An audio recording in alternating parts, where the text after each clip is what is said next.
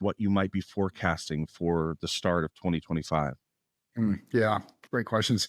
Well, the impact of AI and customer experience, I'm thinking of customer experience in the largest sense. It's everything our customers hear about us, every interaction they have with us, ultimately how we leave them feeling about us.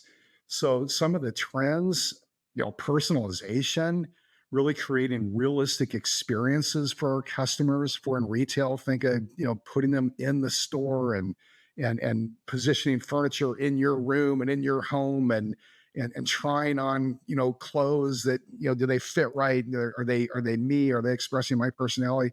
Personalization has a long runway.